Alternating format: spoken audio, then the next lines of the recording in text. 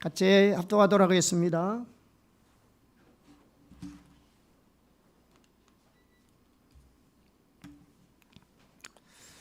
항상 기뻐하라. 쉬지 말고 기도하라. 범사에 감사하라. 이것이 그리스도 예수 안에서 너희를 향하신 하나님의 뜻이니라. 아멘. 오늘 하나님 말씀은 너무나 잘 아는 우리 성경 구절입니다. 오늘 본문은 우리 신앙의 시금석과도 같은 말씀입니다. 특히 우리가 하나님과 동행하는 삶, 또 하나님의 뜻을 이루는 삶, 또 승리하는 삶을 살기 위해서, 또 그리고 하나님과의 친밀한 교제 가운데 늘 머물러 있기 위해서 우리가 반드시 유념하고 실천해야 될 구절 중에 하나인 것입니다. 오늘 본문에 나오는 세 가지 명령이 있습니다. 항상 기뻐하라, 쉬지 말고 기도하라, 범사에 감사하라. 이 말은 단순한 겉면의 말씀이 아니고요, 다 명령형 형태로 쓰여졌습니다. 성경에 나오는 모든 하나님의 명령은 하나님의 뜻입니다. 그래서 구태여 하나님의 뜻이라고 명시하지 않아도 되는데, 하나님께서 이 세 가지가 뭐냐? 그리스도 예수 안에서 너희를 향하신 하나님의 뜻이라고 말하고 있습니다. 그만큼 그것들이 중요한 하나님의 뜻임을 강조하고 있습니다. 그래서 이것은 하나님의 뜻을 이루는 가장 원초적이며 가장 기본적인 요소임을 말해주고 있습니다. 그래서 오늘은 범사에 감사하라는 말씀으로 우리가 함께 말씀을 나누기 원합니다. 첫째, 감사는 우리 신앙 전반에 있어서 가장 중요한 요소 중에 하나입니다. 성경에서 가장 많이 말하고 있는 것 중에 하나가 바로 하나님께 대한 감사입니다. 그런데 신앙이 타락하면 하나님을 알면서도 하나님을 영어롭게 하지도 않을 뿐 아니라 하나님께 감사하지도 않는다고 했습니다. 사도 바울은 이러한 감사하지 않는 경향이 말세가 되어질수록 두드러지게 드러나는 특징이라고 말씀하고 있습니다. 디모데후서 3장에 보면 말세에 일어날 일들을 말하고 있는데, 하나님을 사랑하는 것보다도 세상을 더 사랑하고 자기를 더 사랑하고 쾌락을 더 사랑하고, 반면에 감사하는 마음은 사라진다는 겁니다. 예수님도 마지막 때가 되면 불법이 성행함으로 사랑이 식어진다고 했습니다. 우리의 예배나 기도는 우리가 하나님께 나아가는 것입니다. 우리가 하나님께 나아갈 때 우리에게 있어야 할 아주 중요한 요소 중에 하나가 뭐냐? 하나님께 대한 감사입니다. 예배든 기도든 우리가 하나님께 나올 때 가장 중요한 요소 중에 하나가 뭐냐면 하나님께 감사하는 겁니다. 시편 95편 2절에서 3절입니다. 같이 보겠습니다.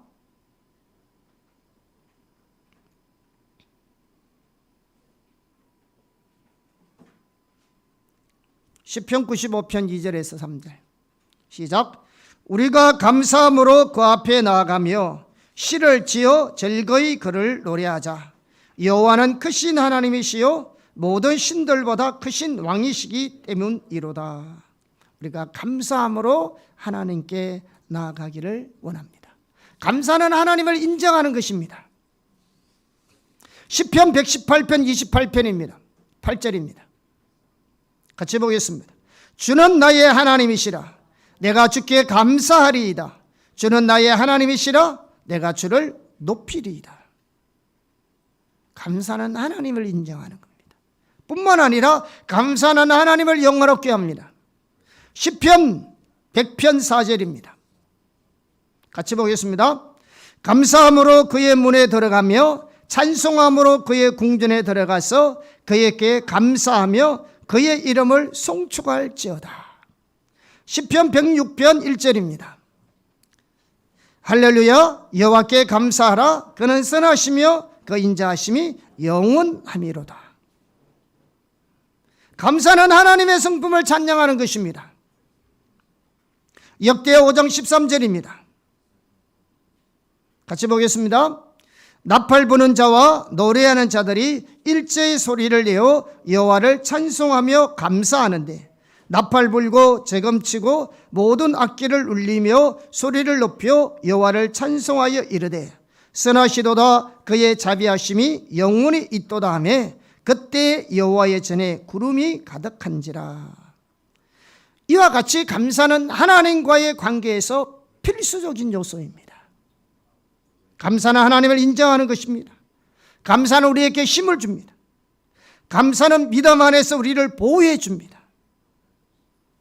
감사는 삶을 대하는 우리의 태도에 변화를 가져옴으로써 결국 우리 삶에 중대한 긍정적인 변화를 가져다 줍니다. 그러므로 감사는 우리 신앙생활 전반에 있어서 가장 중요한 요소 중에 하나인 것입니다. 그래서 우리가 하나님께 나아갈 때는 반드시 하나님께 감사함으로 나가야 합니다. 둘째, 감사와 기도는 분리되지 않습니다. 우선 오늘 본문에 나오는 세 가지가 항상 기뻐하라, 범사에 쉬지 말고 기도하라, 범사에 감사하라는 말은 서로 밀접하게 연결되어 있습니다. 이 구절에서 명령형은 세 가지입니다. 그러니까 세 가지니까 복수입니까? 단수입니까? 세 개니까 복수잖아요. 그런데 18절에 보면 이것이 너희를 향하신 그리스도 예수 안에 있는 하나님의 뜻이라고 말했습니다. 이것은 복수로 쓰여진 것이 아니고 단수로 쓰여졌습니다. 이것을 보면 비록 하나님께서 세 가지를 말하고 있지만 이 세 가지는 밀접하게 연결되어 있는 하나인 것을 볼 수 있습니다. 그래서 이 세 가지 명령이 하나로도 되려면 이 세 가지가 같이 가야 합니다. 그래서 이 구절에서 볼 수 있듯이 기도와 감사는 분리되지 않습니다. 우리가 특별히 두 구절을 우리가 말씀 보겠습니다. 빌립보서 4장 6절에서 7절과 골로새서 4장 2절을 봅니다. 먼저 빌립보서 4장 6절 7절을 같이 보겠습니다. 시작. 아무것도 염려하지 말고 다만 모든 일에 기도와 간구로 너희 구할 것을 감사함으로 하나님께 아뢰라. 그리하면 모든 지각에 뛰어난 하나님의 평강이 그리스도 예수 안에서 너희의 마음과 생각을 지키시리라. 아멘. 성경은 아무것도 염려하지 말라고 하십니다. 아멘. 하나님은 아무것도 염려하지 말라고 하십니다. 이 말은 염려가 없기 때문에 염려하지 말라는 말이 아닙니다.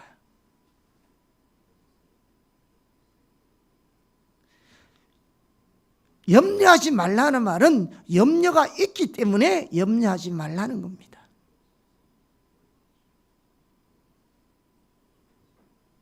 성경은 아무것도 염려하지 말라고 합니다. 무엇을 먹을까 입을까 마실까 염려하지 말라고 하십니다. 그 모든 염려를 하나님께 맡기라고 말하고 있습니다. 우리가 그렇게 할 수 있는 이유가 뭐냐? 하나님이 우리를 보살피고 돌보시기 때문에 그렇습니다. 주님께서 모든 일을 합력하여 선을 이루시기 때문에 그렇습니다. 그래서 주님은 우리에게 있는 염려 대신, 불안 대신, 두려움 대신 감사함으로 하나님께 기도하라고 말하고 있습니다. 여러분 염려만 하고 있을 겁니까? 염려한다고 되는 일이 하나도 없는데.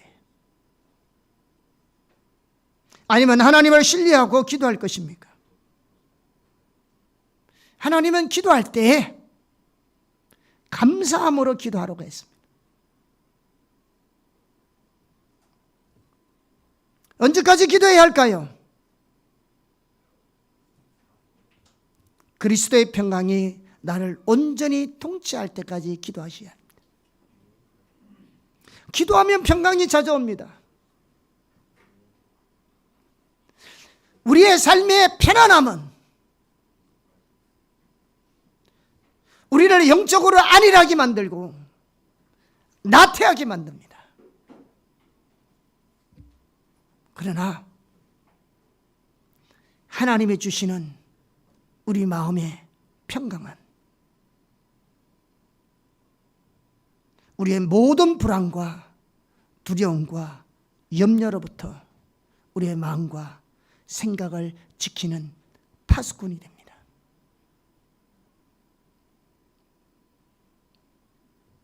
골로새서 4장 2절입니다. 같이 읽어보겠습니다. 기도를 계속하고 기도에 감사함으로 깨어있어라. 여기 보면요, 영적으로 깨어있는 것과 지속적으로 기도하는 것이 가치감을 보일 수 있습니다. 영적으로 깨어있기 위해서는 지속적으로 여러분 기도하셔야 합니다. 예수님도 너희가 시험에 들지 않게 깨어 기도하라 했습니다. 그런데 그 기도에 있어서도 뭐냐? 감사와 기도는 분리되지 않습니다. 기도에 감사함으로 깨어있으라 했습니다. 여러분, 감사 없는 기도는 기도가 아닙니다. 감사와 기도는 분리되지 않습니다. 왜 감사와 기도는 분리되지 않을까요? 감사는 기도 응답에 대한 강한 믿음의 표현이기 때문에 그렇습니다. 성경에는요, 성도들이 기도할 때 응답하신다는 약속들이 많이 있습니다. 구하라 그러면 주실 것이요, 찾아라 그러면 찾을 것이고, 두드려라 그러면 열릴 것이고, 구하는 이보다 얻을 것이고, 찾는 이가 찾을 것이고, 두드리니까 열릴 것이다. 너희가 내 이름으로 구한 것은 받은 줄로 믿어라. 성경에는 수많은 기도의 응답의 약속이 있습니다. 기도하는 것은 성도의 의무입니다. 기도는 우리의 호흡입니다. 기도는 하나님과의 대화입니다. 그러므로 우리의 신앙생활에서 중요한 요소 중에 하나는 기도입니다. 그런데 그 기도의 응답은 뭐냐? 전적으로 하나님께 달려 있습니다. 그런데 감사는 하나님의 응답이 최선의 것이라고 믿음의 고백을 하는 것과 관련이 있습니다. 그러므로 어떠한 결과로든지 간에 하나님께서 자신에게 가장 좋은 것으로 응답해 주실 것을 믿는 것이 감사입니다. 그래서 기도할 때 감사함으로 하나님께 기도하는 겁니다.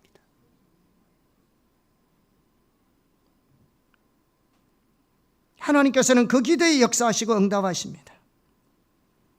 그러므로 감사함으로 기도하라고 하시는 겁니다. 감사와 기도는 분리되지 않습니다. 아멘. 셋째, 진정한 감사는 세상적인 것에 있지 않습니다. 자, 오늘 본문에 나오는 세 가지 명령, 기뻐하라, 기도하라, 감사하라, 그 명령 자체는 별로 문제되지 않습니다. 왜냐 그러면 우리는 좋은 일이 생길 때 그렇게 할 수 있습니다. 또 혹은 내가 원하고 싶을 때, 하고 싶을 때, 때때로 가끔씩 얼마든지 우리는 그렇게 할 수 있습니다. 그런데 문제는 뭐냐면 그 명령들을 수식하는 수식어가 있습니다. 기뻐하되 항상 기뻐하라는 겁니다. 기도하되 쉬지 말고 하라는 겁니다. 감사하되 범사에 감사라는 것이 문제입니다. 이 삶이 어떻게 가능할까요? 이 삶이 어떻게 가능하냐는 거예요. 그럼 하나님께서는 가능하지도 않는데 우리 보고 억질로 기뻐하고 감사하고 그렇게 하기를 원하실까요? 억지로. 물론 우주적으로도 해야 되겠죠. 하나님이 명령해 놓았으니까 꼭 마치 우리가 하나님 항상 기도하고 기뻐하고 범사에 감사하기를 강요하는 것 같잖아요. 강요하는 것 같잖아요. 명령해 놨으니까 안 할 수는 없잖아요. 명령은 해도 되고 안 해도 되는 게 아니라 하나님 우리가 그렇게 살아라고 하시잖아요. 지금 하나님 우리에게 강요하십니까? 나는 전혀 기뻐하지 않는데. 기뻐하지 않아도 기뻐해야 되겠죠. 뭐. 내가 감사하지도 않는데. 하나님 지금 우리에게 강요하고 있습니까? 여러분 그렇게 생각하세요?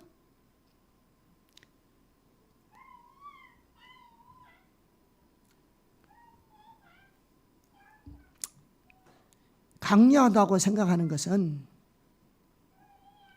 이 말을 우리가 오해하고 있기 때문에 그렇습니다.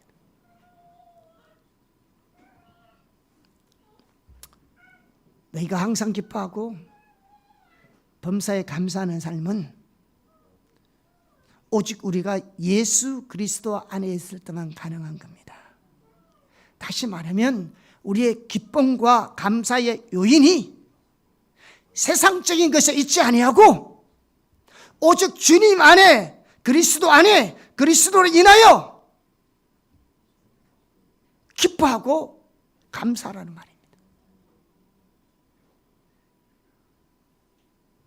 우리는 범사에 감사라고 하면 좋을 때뿐만 아니라 힘들고 어렵고 막막할 때도 감사라고 이해하기 때문에 오해할 수 있습니다. 당연히 힘들어도 감사해야 되고요. 원하는 일이 잘 안 되어도 감사해야 됩니다. 그런데 이 말씀은 그 말이 아닙니다. 이 말씀은 그리스도 안에서 감사라는 말입니다. 주님으로 인해서 감사라는 말입니다. 어떤 환경 속에서라도 우리를 사랑하십니다. 우리를 구원하시고 우리를 위해 모든 것을 주신 주님으로 인해서 항상 기뻐하고 범사에 감사라는 말입니다. 우리의 기쁨과 우리의 감사의 요인이 세상적인 것에 있지 않습니다. 세상적인 것에 기쁨과 감사의 요인을 두고 여러분이 항상 기뻐하고 범사에 감사한다는 건 불가능한 일입니다. 우리가 아무리 노력해도 세상적인 것에서 항상 기뻐하고 범사에 감사함을 찾으려면 불가능합니다. 잠시 잠깐은 몰라도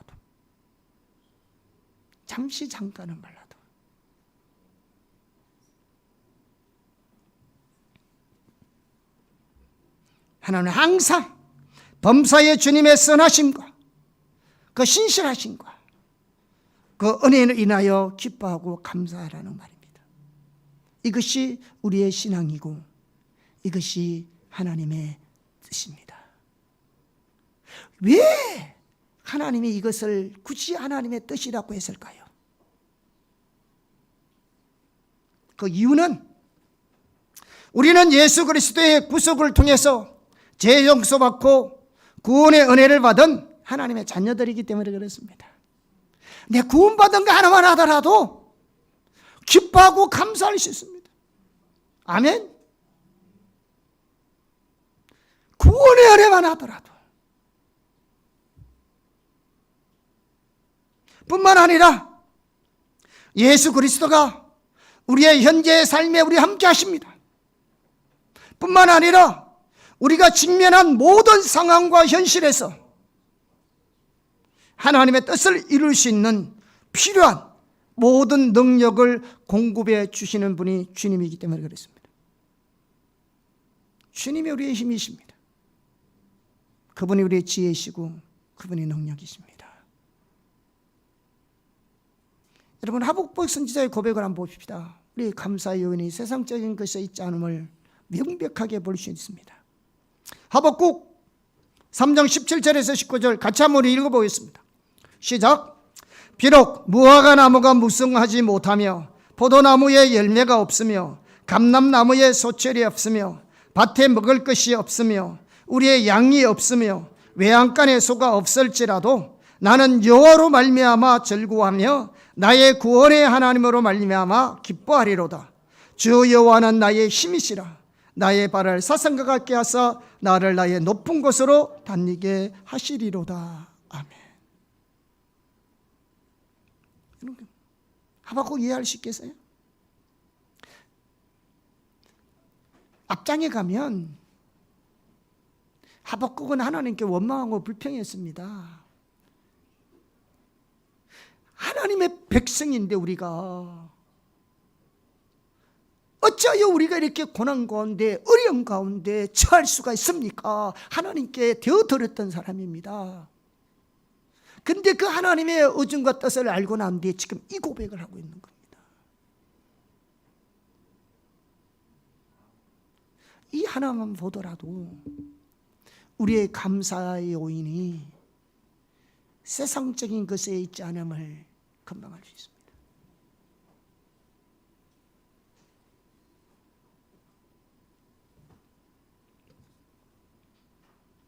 제가 여러분의 선배 얘기를 한번 하겠습니다.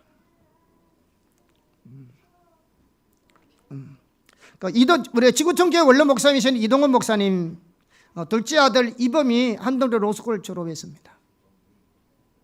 그리고 미국 변호사로서 게임 회사와 다니면서 있다가 43세라는 젊은 나이에 대장암으로 투병하다가 소천했습니다. 그 아버지가 유명한 지구촌교회 원로 목사님 이동원 목사님이셨습니다. 아마 엔네오 우리 학장님도 아마 미국 가셔서 조사하신 것들로 기억하고 있는데요. 그 아들이 잃은 그 슬픔 크잖아요. 43살에 소천했으니까. 그런데 이동 목사님은 아들을 먼저 떠나보낸 슬픔 대신에 손영원 목사님이 두 아들을 잃고 하나님 앞에 드린 9가지 감사 기도가 있잖아요. 그 감사 기도를 따라서 하나님 앞에 드린 10가지 감사 기도가 있습니다. 이번 여러분의 선배를 잃은 아버지의 감사 기도를 제가 소개해 드리겠습니다. 10가지입니다. 첫째는 뭐냐? 아들이 암에서 해방되어 감사합니다. 둘째, 아들이 하나님의 영광의 나라에 입성할 수 있어서 감사합니다. 셋째, 유머가 있던 아들로 인해 부부가 기쁨을 누리게 해주셔서 감사합니다. 넷째, 한순간도 불평 없던 그의 아내와 손자를 남겨주셔서 감사합니다. 아마 그의 아내가 한동대 로스쿨 다니면서 만난 것 같아요. 다섯째, 어려서부터 게임을 좋아하더니 게임에서 변호사가 된 것도 감사합니다. 여섯째, 아들의 고통을 통해 예수님을 내어주신 하늘 아버지의 고통을 알게 해주셔서 감사합니다. 일곱 번째, 수많은 암 환자들과 연대할 수 있어서 감사합니다. 여덟째, 자식을 잃은 수많은 분들의 마음을 알 수 있어 감사합니다. 아홉 번째, 전 세계 수많은 중보 기도자들과 함께 할 수 있어서 감사합니다. 열 번째, 아들이 간 천국을 더 가까이 소망할 수 있어 감사합니다. 10가지 감사했어요.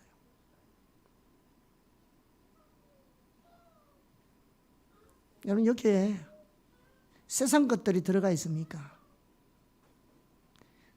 감사의 요인을 세상 것에서 찾는다면 이 10가지 중에 단 한 가지도 감사할 수 없습니다.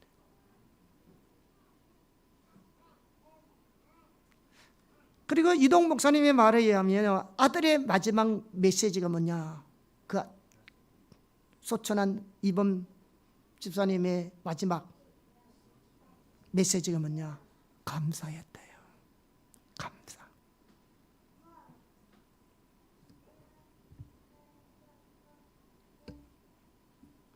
진정한 감사는 세상적인 것이 있지 않습니다. 세상적인 것에 감사를 찾으려면 여러분 신앙은 타락한 신앙입니다.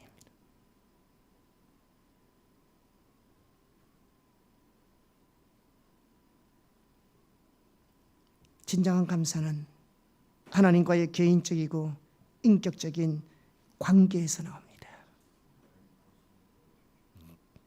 주님께로부터 온다고요. 이 은혜가 있기를 예수님을 축복합니다. 넷째, 진정한 감사는 하나님을 신뢰해야 가능합니다. 우리의 감사가 진정한 감사가 되려면, 그리고 우리의 환경이 우리가 원하는 대로 되어질 뿐만 아니라 모든 일에 항상 감사하는 삶을 살려면 좋으신 하나님, 신실하신 하나님, 전능하신 하나님, 우리를 한없이 사랑하시는 그 하나님에 대한 신뢰가 그 바탕에 있어야 합니다. 하나님에 대한 신뢰가 없으면요, 어려움을 만나면 하나님 앞에 원망과 불평을 노려놓을 수밖에 없습니다. 대표적인 예가 광야 이스라엘 백성들이었습니다. 그들은요 40년 동안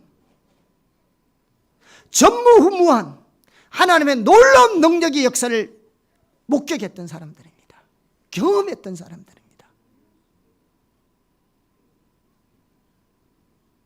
그럼에도 불구하고 어려움을 만날 때마다 하나님을 원망하고 불평했습니다.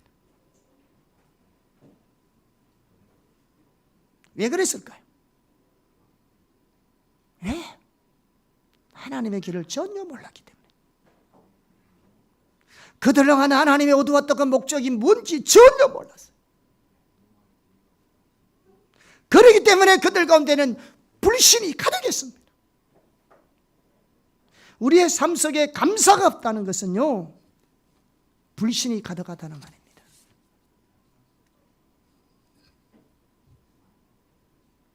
진정한 감사는 하나님을 신뢰해야 가능합니다. 이에 대한 가장 좋은 예가 역대하 20장에 나옵니다. 역대하 20장에 보면 여호사밧 왕의 얘기가 나옵니다. 거기 보면 모압과 암몬의 연합군과 마온 사람들이 동맹을 맺어서 유다 왕 여호사밧을 쳐들어옵니다.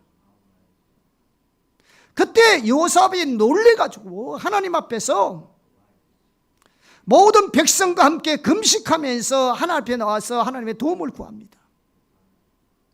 하나님, 약한 자와 강한 자 사이에 도와줄 자는 하나님밖에 없습니다. 그때 하나님께서 선지자 야시엘을 통해서 야, 그 큰 무리들 두려워하지 마라. 그리고 너 다음날 준비하여서 대회를 이루어서 적들을 대적하여 나가라고 말씀하셨습니다. 그러면서 하시는 말씀이 뭐냐? 너희는 그들을 위해서 싸울 필요가 없다. 내가 대신 싸울 것이다. 그러니까 하나님께서 너희를 위해서 베푸시는 구원을 보라고 말씀하셨습니다. 그래서 여호사밧은요, 하나님께 엎드려서 경배하며 그 다음날 대회를 이루고 적들을 대적하러 나갔습니다.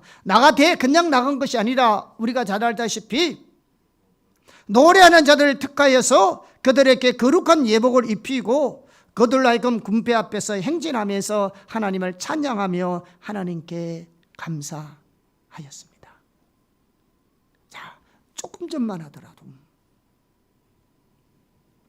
이 연합군이 쳐들어온다는 말에 두려워 떨고 놀래서 안절부절했는데 지금은 당당하게 전쟁터에 나오면서 찬양하는 사람들을 세워서 하나님을 찬양하며 감사하며 나가는,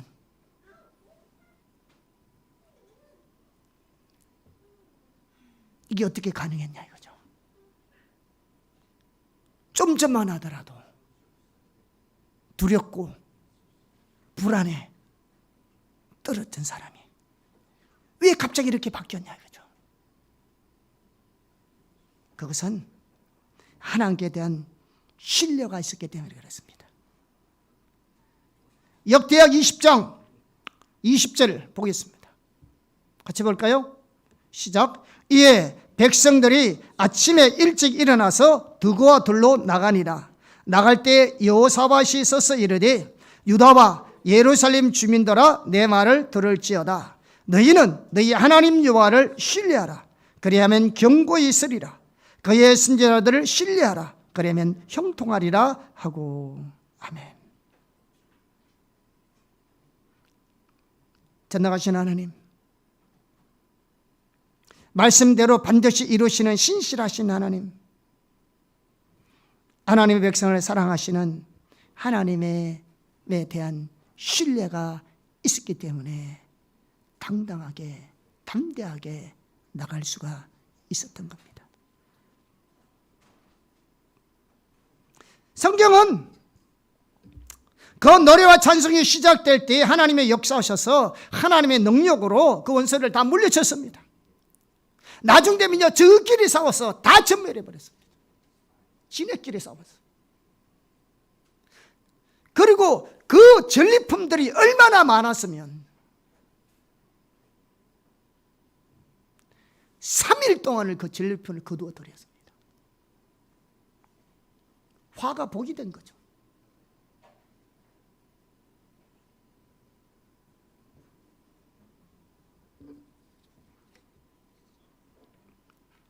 우리의 삶에서 범사에 감사하는 삶을 살려면 환경을 바라보지 않고 환경놈으로 하나님을 향해 눈을 들어야 합니다. 그리고 환경으로 인한 염려를 내려놓고 하나님을 바라보려면 반드시 하나님을 신뢰하는 믿음을 가져야 합니다.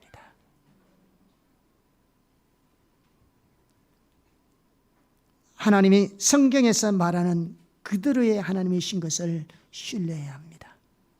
여러분, 하나님은 예수님의 십자가를 통해 우리를 향한 자기의 사랑을 최종적으로 온전히 확정해 주실 만큼 하나님 우리를 사랑하십니다. 믿으십니까? 하나님 우리를 사랑한다는 말이 무슨 말이에요?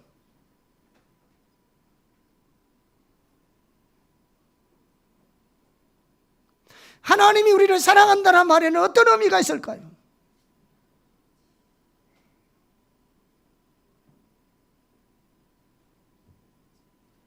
응? 하나님 우리 사랑하는데 자기 독생자 아들도 아끼지 아니하시고 우리를 위해서 내어주신 만큼 우리를 사랑하신 분인데 그 사랑의 의미를 아십니까?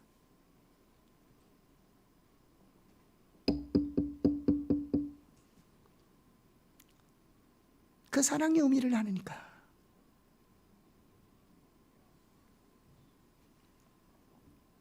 그 사랑의 의미는 그만큼 우리를 향한 하나님의 뜻은 항상 최선의 것을 주신다는 의미입니다.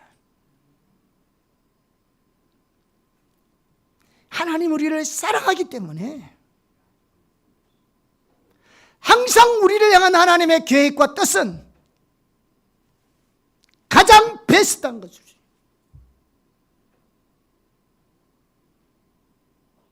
베스트를 한글로 번역하지 마세요.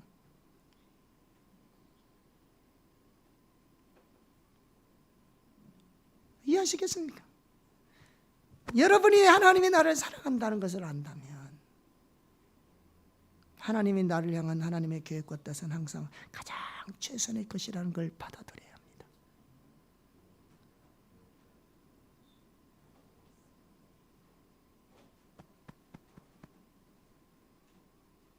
하나님이 여러분을 사랑한다는 걸 안다면, 사랑하는 자에게 제일 좋은 걸 주지. 예수님 그랬잖아요.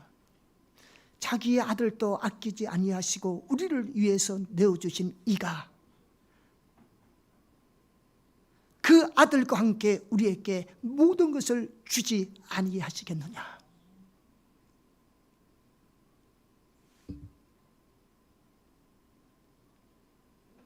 하나님이 나를 사랑한다는 말의 의미를 깨달으시기를 축복합니다.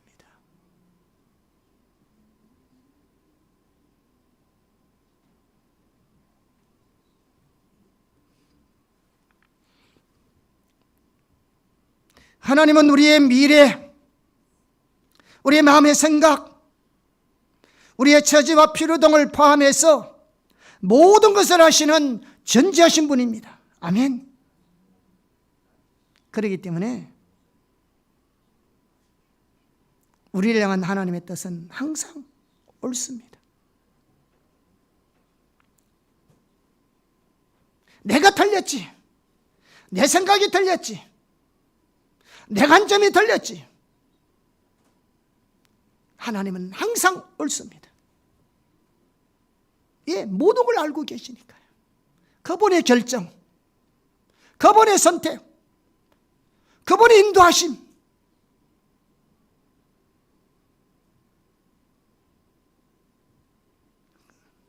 항상 옳은 것입니다.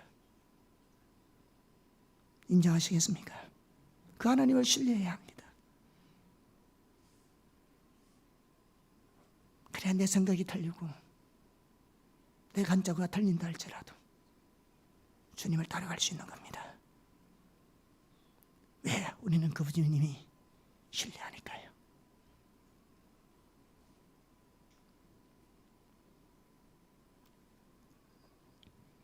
우리 하나님은 전능하신 분입니다. 아멘.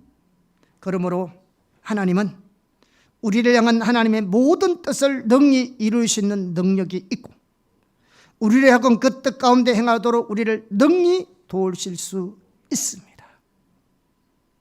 또한 하나님은 실수가 없으며 약속하신 것은 반드시 지키시는 신실하신 분입니다. 여러분, 그 하나님을 신뢰하십니까? 감사는 세상 것에 있는 것이 아니라 하나님을 신뢰할 때,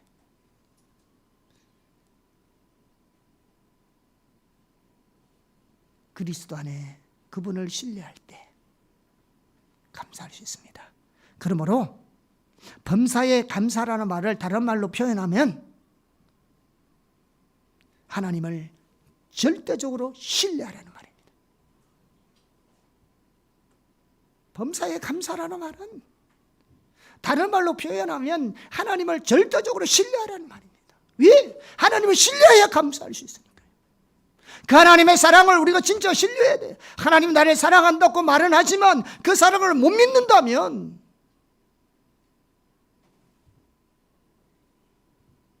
하나님이 내 삶의 선함을 우리가 인정 못하는 거잖아요. 하나님 신뢰해야 합니다.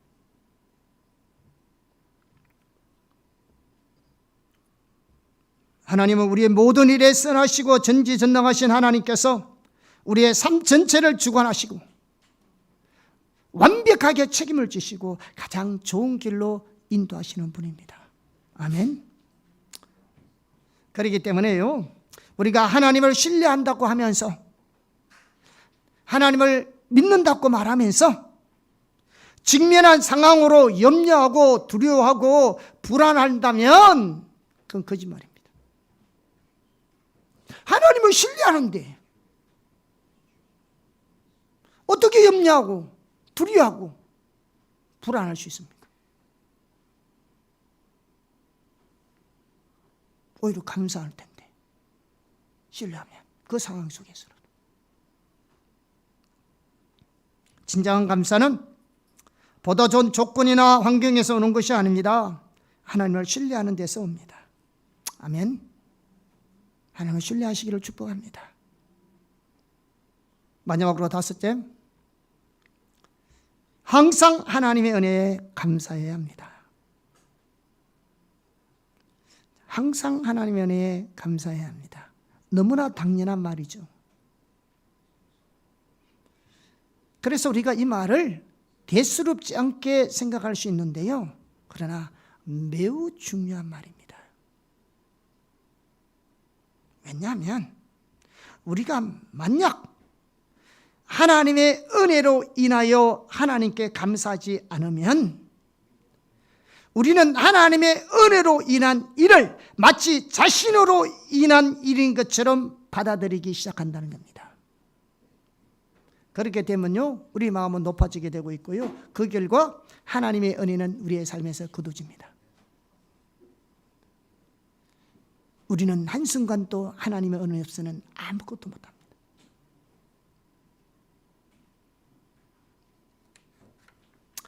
이 감사라는 헬라어 단어가 뭐냐 그러면 유카리스테오라는 단어입니다.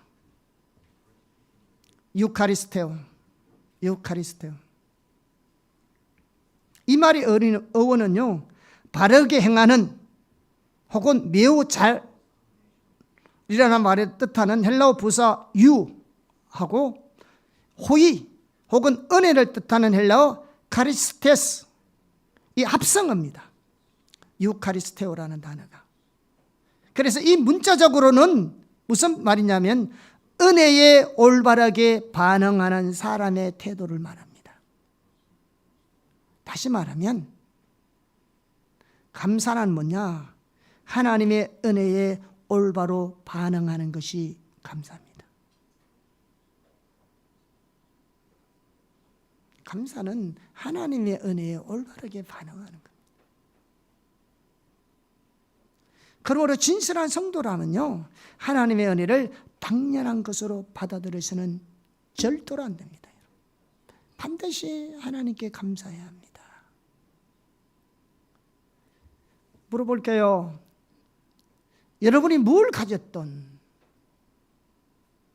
여러분이 가지고 있는 모든 것이 여러분의 능력이나 재능이나 노력으로 얻은 것이 아님을 아십니까? 여러분들의 주를 향한 뜨거운 헌신과 열정과 섬김이 여러분에서 나온, 열정에서 나온 것이 아님을 아십니까? 이 모든 것들이 하나님의 은혜로 인한 것들입니다. 은혜라고요, 은혜.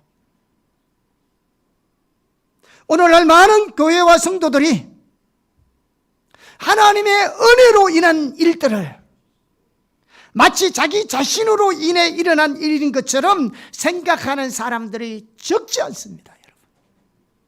예를 들면 이런 것입니다. 성령의 연사가 나타나는 것도, 우리가 부유하게 된 것도, 성공한 것도, 거룩한 삶을 살아가는 것도, 남들보다 뛰어난 것도, 좋은 직장에 취업하고 입사한 것도 자기의 열심과 능력과 헌신의 결과로 하나님이 은혜를 부어주신 것이라고 생각합니다. No. 그래서 그러한 은혜를 당연한 것으로 여기거나 우울감에 빠져 있는 사람이 적지 않습니다. 그러니까 한때는 은혜 입었는데 나중에 은혜가 다 거두어지는 거죠. 이런 사람의 특징이 뭔지 아세요? 이런 사람은 마땅히 하나님께 돌려야 할 감사와 영광을 돌리지 않습니다. 그리고 마음이 높아져서 하나님의 은혜로 인한 것들을 자기 공로로 돌립니다. 자기가 열심히 해서 된 줄 압니다. 여러분, 열심히 하셔야 합니다. 그러니까 열심조차도 하나님의 은혜입니다. 하나님의 은혜가 아닌 것이 하나도 없음을 기억하셔야 합니다. 모든 것이 하나님의 은혜입니다. 반드시 기억하셔야 합니다.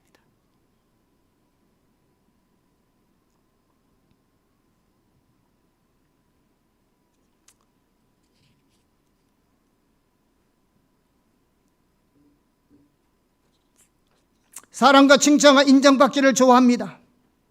자기가 없으면 교회가 안 되는 줄 생각합니다. 그래서 교회 안에서 주인 행사하고 영향력 행사를 하는 사람이 너무 많습니다. 그럼 교회 주인이 누굽니까? 예수님인데.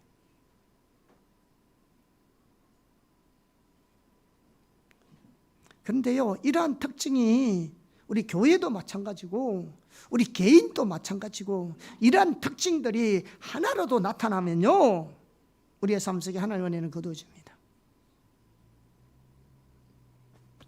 이 점을 심각하게 살펴야 합니다. 많은 사람이 하나님의 은혜 가운데 살다가 하나님의 은혜가 거쳐지는 이유가 뭔지 압니까? 하나님의 은혜를 당연한 것으로 여기고 자기가 잘해서 하나님의 은혜를 받은 줄 생각하는 겁니다. 은혜는 값없이 주신 겁니다. 우리의 행위로 하나님의 단 하나의 은혜도 얻을 수가 없는 것이 하나님의 은혜라고요.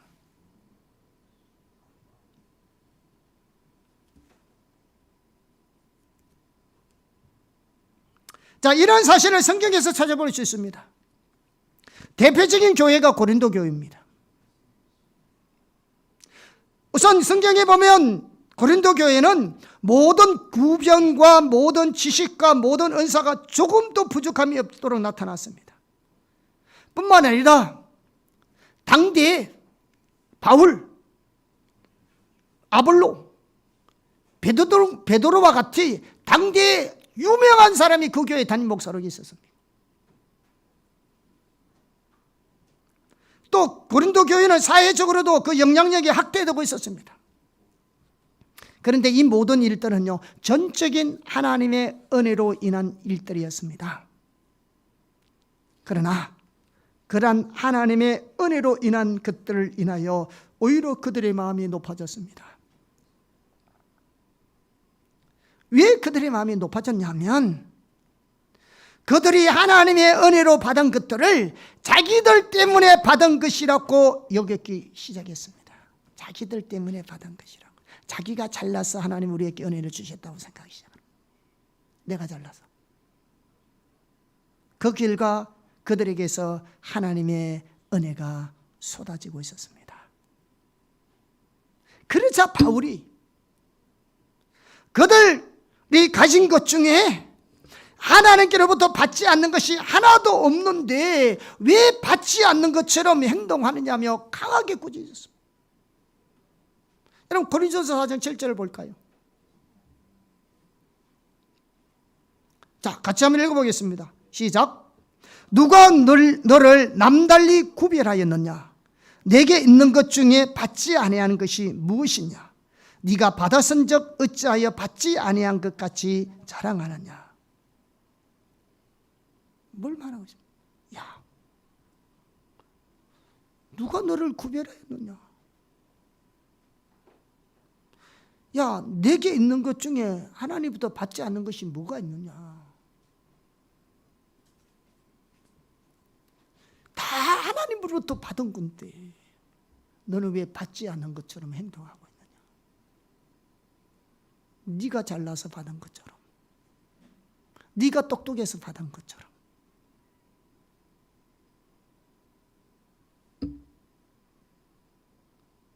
그렇게 여기고 있냐 이거죠.